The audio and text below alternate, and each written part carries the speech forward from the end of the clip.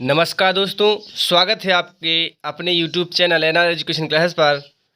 आज के हम इस वीडियो में हम आपको बताएंगे कक्षा 10वीं प्री बोर्ड परीक्षा 2021 कक्षा 10वीं का पेपर, ठीक है, जो कि अभी आ चुका है। आप जल्दी से इस पेपर को याद कर लें, यही पेपर आपका आएगा, ठीक है। सबसे पहले इसमें निर्देश दिए हैं, इन निर्देशों के अनुसार ही हमें पेपर को सॉल्व करना है, ठीक। तो पहले प्रश्न में निम्नलिखित कथनों के सही विकल्प चुनकर लिखिए।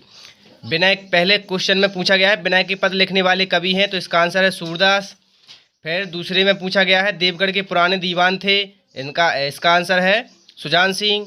हवा से भी तेज चलने वाला कौन है? मन। और इसके बाद चौथे क्वेश्चन में जो सब कुछ जानता हो उसको बोलते हैं सर्वज्ञ। गीतिका के प्रत्येक चरण में मात्राएं होती हैं 26, इसका आंसर होगा हमारा 26। इसके बाद दूसरे प्रश्न में निम्नलिखित रिक्त स्थानों की पूर्ति उचित शब्द का चयन करके कीजिए। इसमें आंसर भी दिए हैं। पहले में है आधुनिक हिंदी कविता का प्रारंभ संवत खालिस्तान से माना जाता, तो इसका आंसर है 1900 से। साक्षात्कार गद्य की विधा की खालिस्तान विधा है, तो इसका आंसर है गौड़। माई की बगिया में खालिस्तान के फूल खिलते हैं, तो इसका आंसर है गुल बकावली के। और इसके बाद चौथा क्वेश्चन है रसोई घर खालिस्तान समास का उदाहरण है, तो इसका आंसर है तत्पुरुष। इसके बाद पांचवा क्वेश्चन है, इसमें दूहा और रोला छंद मिलकर खालिस्तान छंद बनता है, तो इसका आंसर है कुंडलियाँ। इसके बाद तीसरे क्वेश्चन में निम्नलिखित कथनों में सत्य असत्य छाड़िए। तो पहला है रामचरितमानस का प्रमुख छंद चौपाई है, ये सत्य है। दूसरा है मनोहर शब्द में व्यंजन संधि है, ये असत्य है क्योंकि मनोहर में विषयक संधि होती है। तीसरा है माई की बगिया पहाड़ी ढलान पर है, सत्य है। चौथा स्वामी रामतीर्थ एक बार जापान गए थे, सत्य है। और पांचवा लोकायतन के रचयिता सूरदास हैं, असत्य है। इसके बाद क्वेश्चन क्रमांक चौथे में पूछा गया है निम्नलिखित का मिलान सही कर सही जोड़ी बनाइए। तो पहला है श्री कृष्ण, तो श्री कृष्ण का आंसर आएगा 16 कलाओं का अवतार। इसके बाद दूसरा है वीरों का कैसा हो बसंत, तो इसमें आएगा सुभद्रा कुमारी चौहान।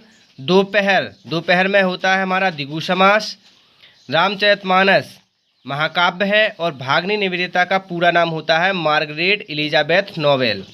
इसके बाद पांचवें क्वेश्चन में निम्नलिखित प्रश्नों के उत्तर एक शब्द या एक वाक्य में लिखिए। तो इसमें पहले में है निंदा रस के लेखक, तो निंदा रस के लेखक का नाम तो हरिशंकर परसाई, निंदा रस के लेखक का नाम है हरिशंकर परसाई। दूसरा है ईश्वर के अनेकों नाम हैं, वाक्य को शुद्ध कीजिए, तो इसका शुद्ध हो जाएगा ईश्वर के अनेक नाम हैं। इसके बाद नायक के संपूर्ण जीवन का चित्रण किस काव्य में होता है, तो महाकाव्य में। चौथा है ललित कलाओं का स्वभाव कैसा होता है, फूल की तरह। इसके बाद पांचवा है साधु से क्या नहीं पूछ सकते, ये जाति। इसके बाद छठवें क्वेश्चन में पूछा गया है श्री कृष्ण के माथे पर लगे टीके की तुलना किससे की गई है, अथवा प्रत्येक सफल रागी क्या लेकर आगे बढ़ा है। इसके बाद साथ में पूछा गया है निर्गुण और सगुण भक्ति में क्या अंतर है, अथवा बालक राम किस वस्तु को मांगने की हट करते हैं। इसके बाद आठवें क्वेश्चन में पूछा गया है भारतेंदु के अनुसार भारत की दुर्दशा का प्रमुख कारण क्या है, अथवा कवि ने बादलों को कहाँ गिरते देखा है। इसके बाद नौवें क्वेश्चन में पूछा गया है किसके अंग अंग पुलकित हो रहे हैं, अथवा लोहा किसकी धुआं से भस्म हो जाता है। अगर आपने हमारे चैनल को अभी तक सब्सक्राइब नहीं किया है तो सब्सक्राइब कर लें, क्योंकि इसके बाद हम संपूर्ण पेपर का सॉल्यूशन कॉपी पर लिख के डालेंगे, ठीक। इसके बाद है प्रश्न 10वां जाग तुझको दूर जाना, कविता में क्या आशा छिपा है, अथवा कवि के अनुसार हवा बार बार क्या कर रही है। इसके बाद 11वें प्रश्न में है कृष्ण ने शिशुपाल का वध कर माहिष्मति की गद्दी पर किसे बैठाया, अथवा गेहूं और गुलाब किसके प्रतीक हैं। इसके बाद 12वां क्वेश्चन ललित कलाओं का ग्राम जीवन में क्या महत्व है, अथवा मुट्ठी भर हाड़ाओं ने किसे पराजित किया था।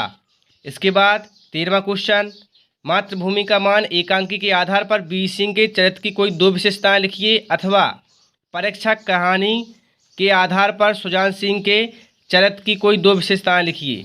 इसके बाद क्वेश्चन क्रमांक 14 यक्ष के संसार के सबसे आश्चर्य संबंधी प्रश्न पर युधिष्ठिर ने क्या उत्तर दिया, अथवा कवि अजहर हाशमी ने बेटियों को गौरव गाथाएं क्यों कहा, स्पष्ट कीजिए। इसके बाद प्रश्न क्रमांक 15 निम्नलिखित का संधि विच्छेद करके संधि का नाम बताइए। पहला है हिमालय और दूसरा है परोपकार अथवा में है। निम्नलिखित के समास विग्रह करके समास का नाम लिखिए। पहले है प्रतिदिन, दूसरा है लंबोदर। इसके बाद 16वां क्वेश्चन, महाकाव्य और खंडकाव्य में कोई दो अंतर लिखिए अथवा स्थायी भाव और संचारी भाव में कोई दो अंतर लिखिए। इसके बाद 17वां क्वेश्चन, स्वामी विवेकानंद ने निवेदिता की मुलाकात कब और कहाँ हुई और कैसे हुई। इसके बाद 17वें का अथवा मानव जीवन की सार्थकता कैसे प्राप्त होती है। 18वें क्वेश्चन में पूछा गया है निम्नलिखित वाक्यांशों के लिए एक शब्द लिखिए। पहला है जो दूसरों के लिए उपकार को मानता हो अथवा नहीं, दूसरा है जो सब कुछ जानता है और तीसरा है नीति का बोध कराने वाला।